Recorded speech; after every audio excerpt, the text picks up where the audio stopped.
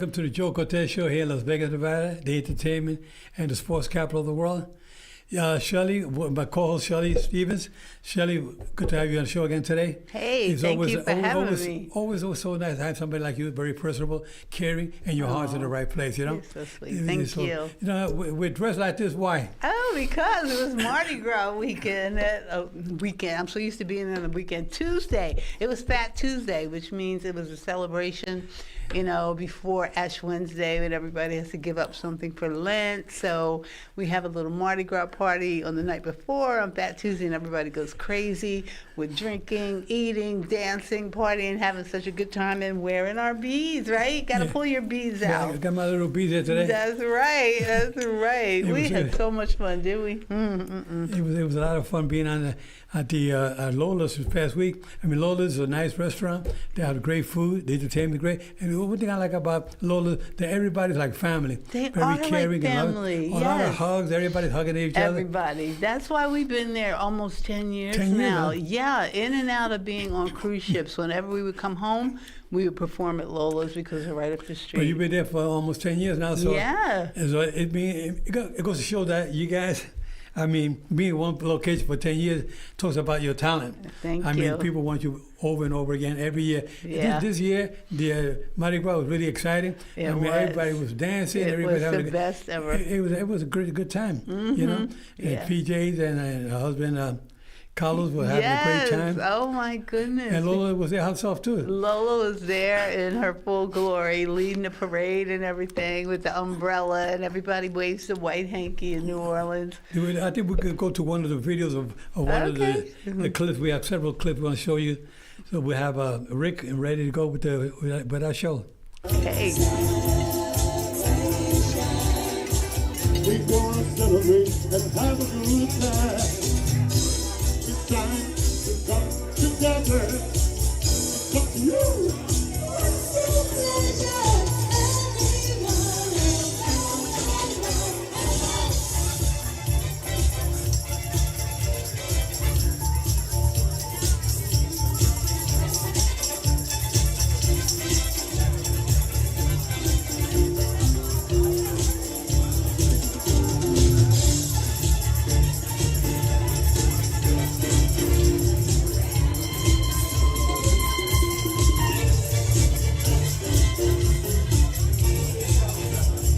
Do it like this.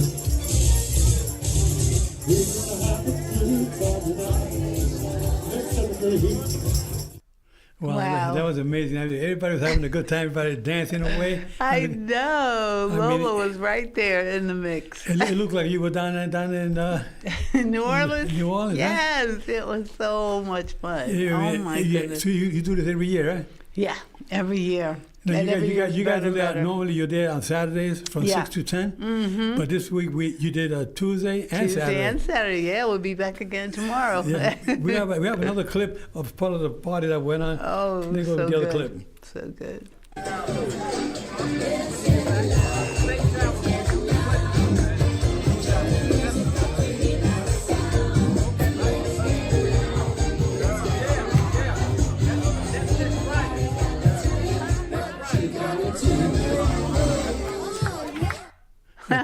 Talking about a good time. I mean, it was just on and on all night long. I know. I mean, let's go for another clip. See the other one, the rest of the party. We can't. Our viewers want to see it.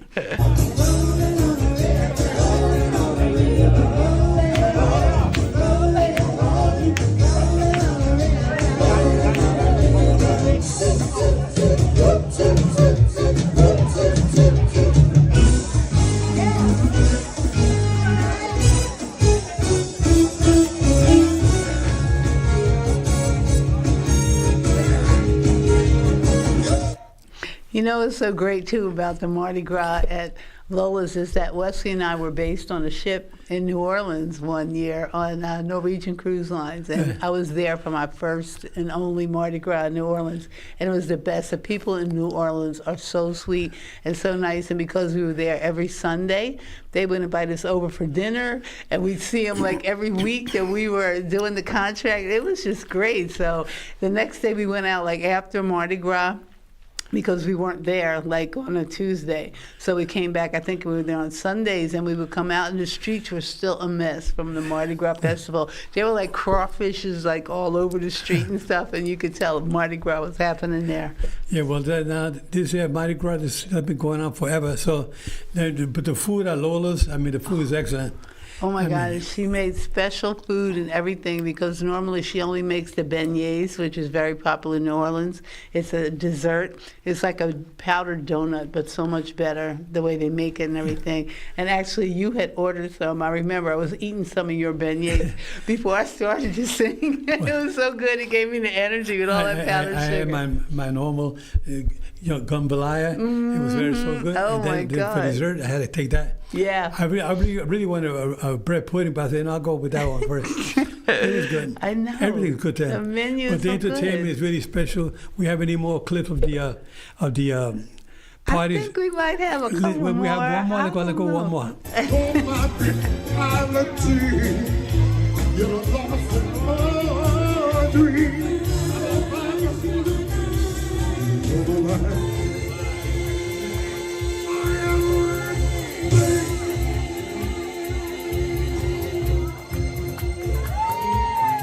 You know something, baby?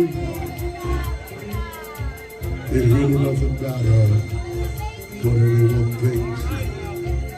All I need is the love you give to me. You're not my first. You'll be my last. And always my everything. Wow, this is amazing. That's Wow. amazing stuff. We had so much fun. Oh my goodness. Your husband Wesley's a hell of a singer. I mean, he really got the voice. All the music people love to hear his voice.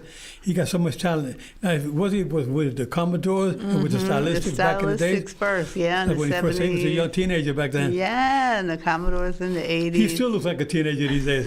He'll be happy you said that. He's a good guy. He has a good heart. He does. Everybody loves Wesley. Both Yeah. of you guys. I mean, you guys show so much love and caring with all your fans out there. Oh, Yeah, that's how we here in feel Las about Vegas, people. Here in Las Vegas, I mean, everybody looks for twice as nice. Shelly and Wesley, that's what they call you, right? Twice as Yeah. nice, right? Yeah. It's so important that you viewers out there follow up on Wesley and Shelly with their singing. It's just amazing. You got to be there and to really enjoy it in person.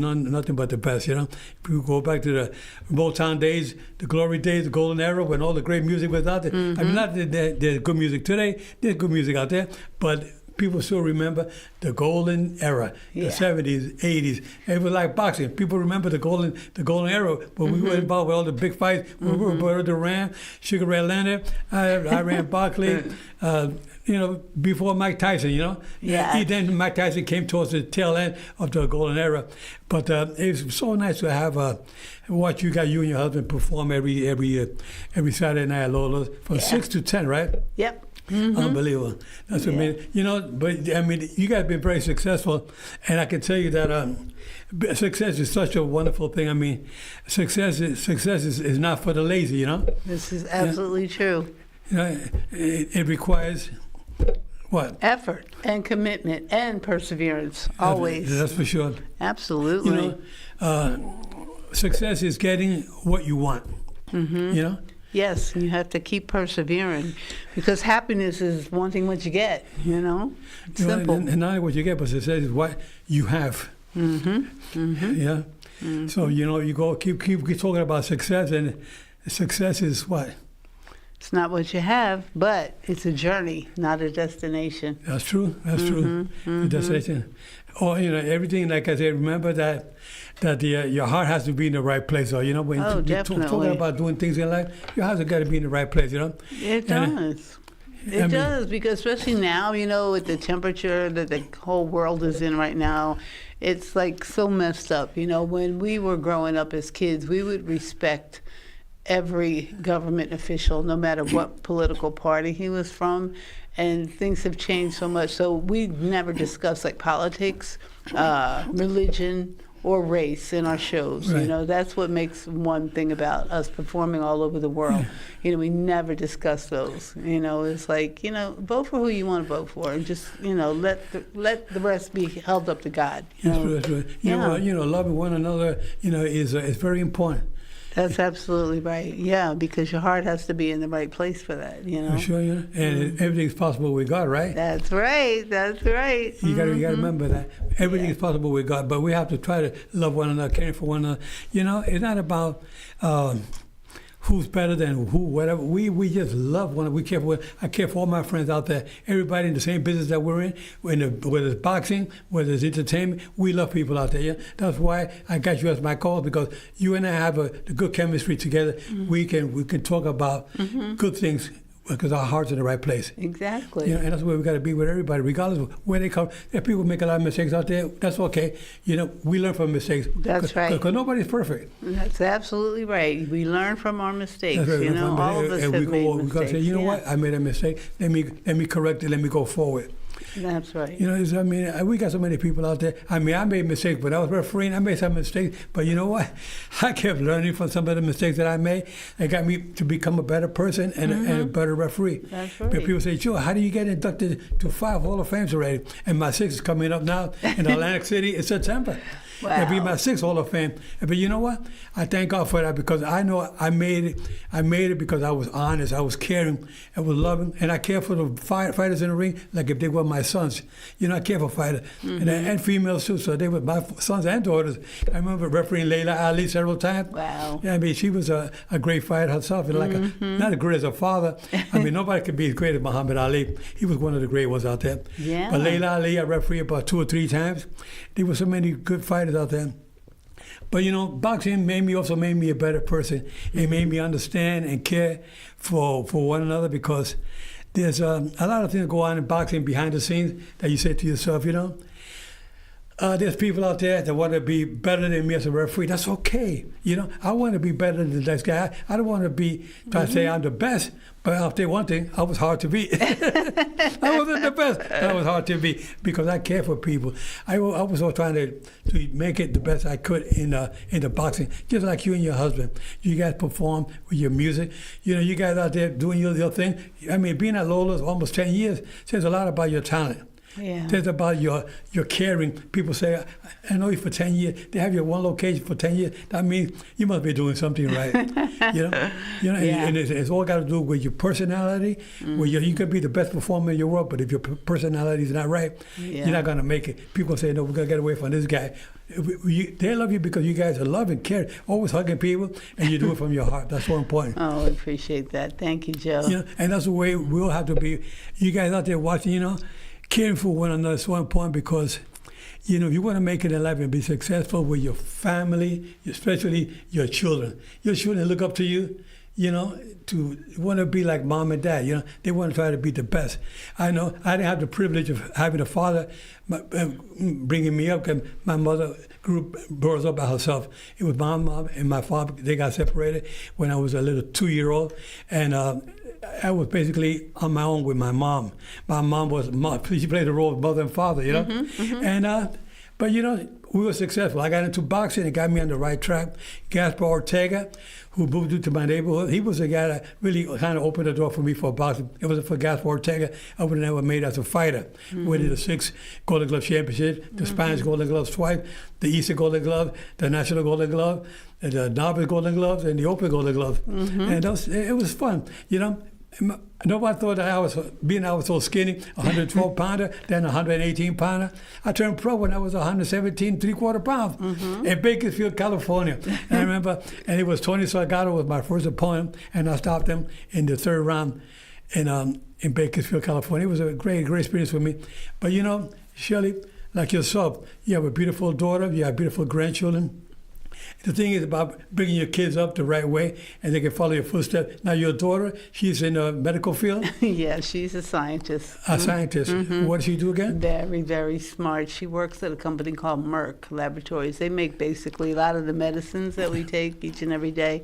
They make vaccines. You know, she's like always working on her computer, finding new ideas and new different things for vaccines and this and that and the other. And I'm just amazed by her. It's amazing. So because of her, she saved a lot of lives in her own work, Yeah, in her own way. exactly. I'm so proud of her. So proud of her. Yeah. So she's been she graduated from college how long ago? Oh, She wouldn't want me to give out her age, but it was a while ago. Yeah, it was. I can't So she's very. We had her on our show last year. She was on the show talking about her career. So it was so important to have your beautiful daughter on the show. You got beautiful. How many grandchildren you have now? Oh my Lord. Okay, so Wesley and I were married. This is our second marriage for us both. So he has grandchildren as well, his children, his grandchildren, and he has the great-grandchildren. Luckily for me, I'm not that old yet. I don't have any great-grandchildren because my boys, they're very young, they're like from babies up to like 17. Okay, so I have 3 boys, 3 grandchildren, that is. And my daughter, she's my only daughter. Wesley has a daughter and a son and 1 million grandchildren. I can't count. I lose count because there's always one popping up. So, shout out to all the grandkids and great-grandkids. And you and your husband started performing back in the days. How far back? Yeah, well, let's see. We started way back in 84, maybe, I think it was. And you were working with the airlines at the time? Yes, I was. Before the airlines, I was doing Broadway musicals, and I was, raised in Philly, born in Jersey, and I only saw the tri-state area for a long time. It was Jersey, Philly, and New York doing the musicals and stuff. And I'm like, one day I said, I want to see the world, but I don't have a lot of money. How can I see the world for free? Okay, I'll be a flight attendant. So that's when I joined up with Pan Am. Pan Am back in the day when Pan Am was alive. The world. Yeah, people used to dress up to get on the plane. We had food. We actually cooked in first class. Wow. We had like roast beef and steaks and everything cooked. It was great. Wow. But travel has changed a lot these days. But that was amazing. Tell me about the entertainment world, the way it is today compared to the day when your husband was the Commodore and the stylistics. It's a little different now. It's because of the internet now. And there's no more like real record companies anymore, which is back in the day we all had record companies. We were signed, but now you can basically sign yourself up on the internet, and I don't quite know how to do that because I'm not that tech savvy. When I was working on ships though, I had like a lot of people around me to help me do the internet and this, that, and the other, and they turned me on to Facebook and Instagram and all that. But now that I'm home and I have no kids around me, it's like I don't know what I'm doing on the internet. But now with the social media, there's so much going on out there. You have so many followers. I can't keep up. I mean, this fighter named Jake Paul who fought Mike Tyson not too long ago. I know. He has over 100 million followers. I know. And that's where they make their money. Yeah. I mean, and so everybody says, we got to follow the way it is. The trend today is go to social media. These Jake Paul. I mean. He offers he tell the guys, I want to fight you guys, and the guy says, I'll fight you, of course. Mike Tyson made like $20 million for that fight that he had with Jake Paul and Mike Tyson, and people say, was that a fix or what? And you know what? It was $20 million. As a matter of fact, I'm gonna make a comeback. I'm gonna come back myself. I'm gonna fight. Hey, you offer me $20 million? I'll fight you. When I'm dead, I come back. I come back from the dead and fight you. And that's the way it is with social media today. There's individuals out there always want to do something to keep growing. Yeah. I mean, today with social media, it's a different world. Totally. But you know what? I wonder what's going to be like 20, 30 years from now. Oh my God, I can't even imagine. I can't. It's unbelievable that we have all these things happening in the world today. We have so many changes. I remember back in the day when television was only black and white. For you young folks, you don't understand. But us older folks, black and white TV, that was it. We had 3 channels. 3 channels, you're lucky. And now we got so many channels, and you can watch TV in beautiful color, and now they got high definition. And it just goes on and on. Yeah. I mean, what's it going to be 30, 40 years from now? I know, I can't even imagine. You probably be able to touch the people in real from here around the world. You can actually touch them probably 30 years from now. I'm so scared of AI. I don't know what to do. AI is something else. I mean, that's unbelievable. The AI is something that you guys got to. I mean, it's unbelievable. If you don't know what AI is yet, you have to follow it because it's out there now. Every day they're coming up with something new. I mean, can you imagine the singers, what they're going to be like? I mean, the actors, everybody, Hollywood, they're all getting a little nervous about AI. Yeah. Because they're taking over everything. Taking over, it is, and that's one thing I really don't agree with, because in performing, You need to be real. That's what I say first. You know, it's like very hard when we first started cruising around the world, and I had to learn songs in different languages, you know, and people were like, how can you learn all of those songs? And I'm like, well, I write the words out the way that I hear them and not the way they're spelt, because you can't pronounce the words. So if you write it down the way you hear what's being said, then it's easy. Yeah, but you know, with artificial intelligence these days, people are just they can clone your voice. Like, you can hear a couple of words, they can clone your voice, and they can, you think it's Joe Cortez singing like Frank Sinatra. Exactly. I mean, they can make it. They can do anything. Yeah. I mean, with video or audio, it's just unbelievable what's going on in this world.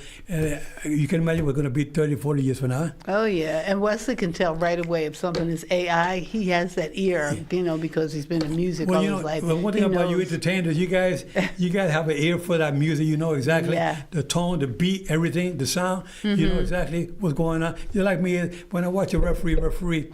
They say that referee, is he doing the right thing? I can look right off the back. I can see where he's making a mistake where a normal fan doesn't pick up. Even as a fighter, they say, Joe, we got a fighter who's going to be coming up the ranks.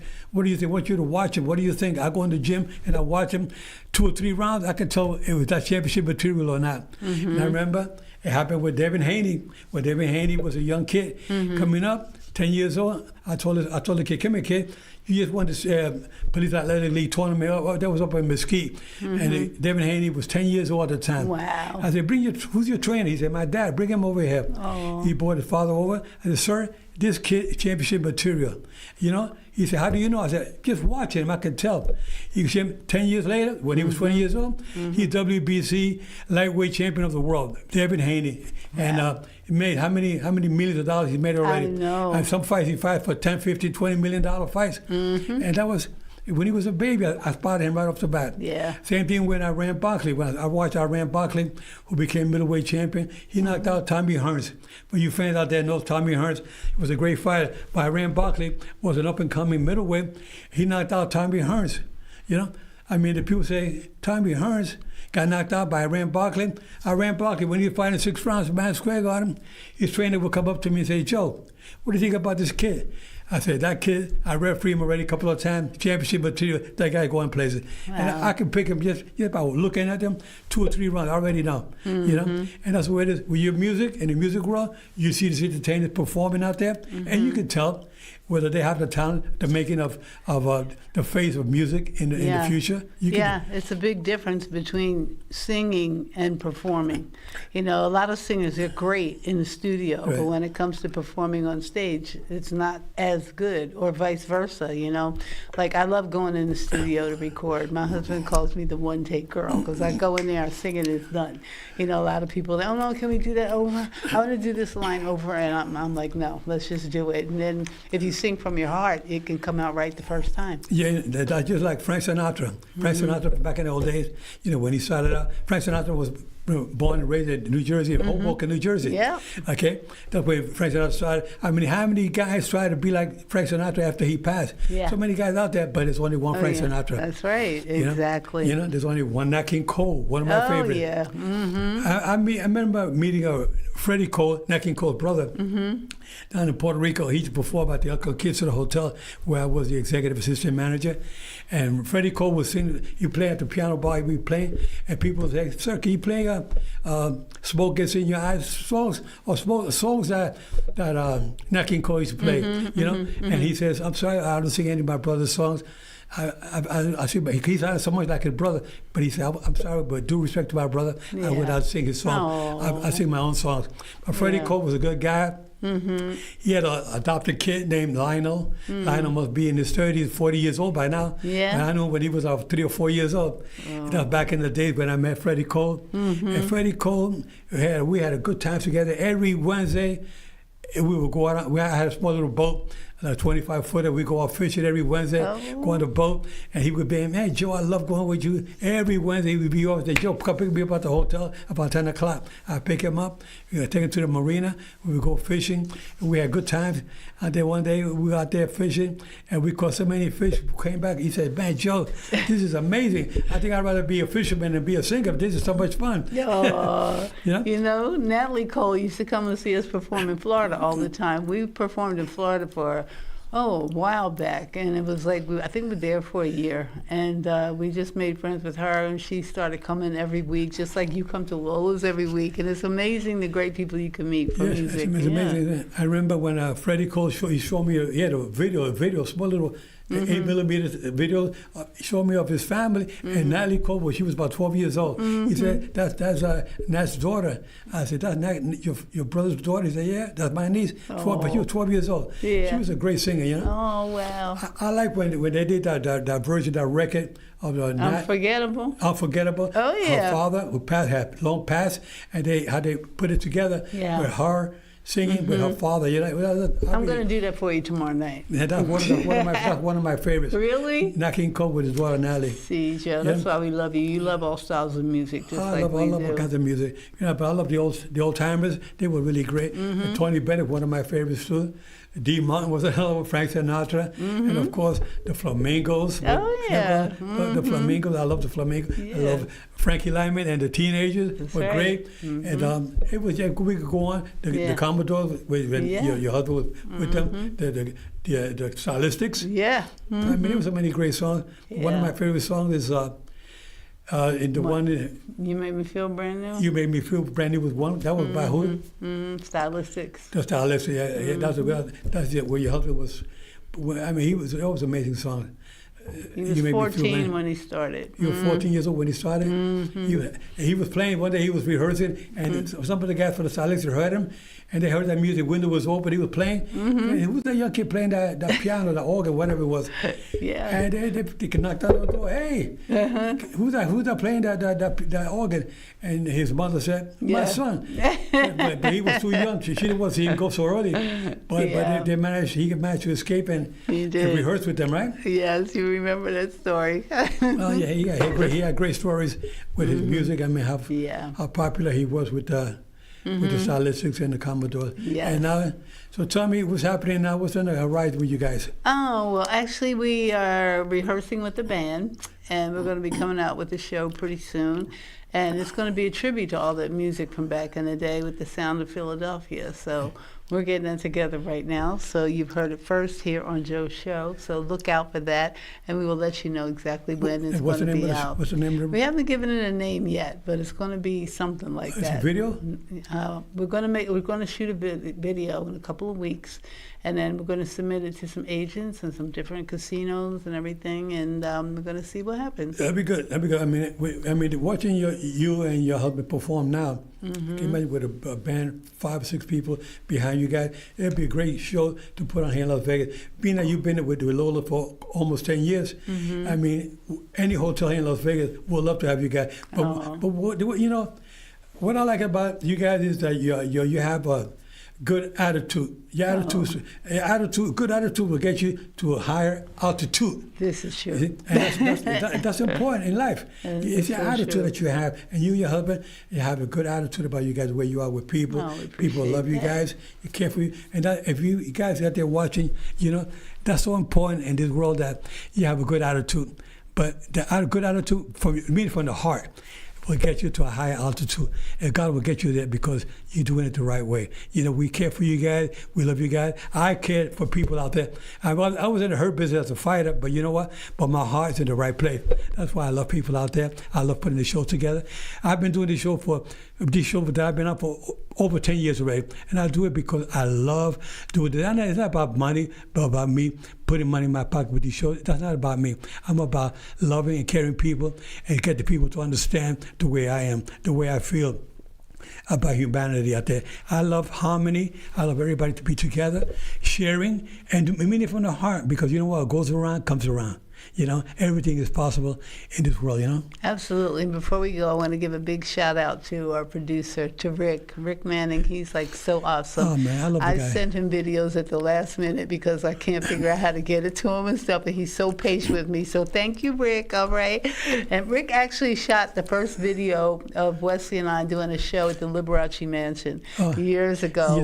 Yeah, Steve Shore, he had his show back then called Under the Vegas Sun, and he was a DJ, no, not, I'm sorry, not a DJ, station manager at WDAS Radio in Philadelphia. And that's how him and Wesley became friends. Wow. And then when they didn't see each other for a long time. And one day we were on a cruise ship and we were getting ready to perform. And they saw each other and they started hugging and kissing and crying. I'm like, who is this man? And then he was like, ever since then, he's been a close friend. Yeah, good, that's good. Well, I'll tell you guys out there watching, again, we know this is a show we put together every week with our heart because we believe in God, we love God, and without God, nothing would be possible without God. God is in our corner. God will guide you in the right direction. Always give it with your heart, mean everything you say from the heart. Love one another, care for one another. And remember, guys, I'm fair, but I'm firm, and loving at the same time. Take care. See you guys next week.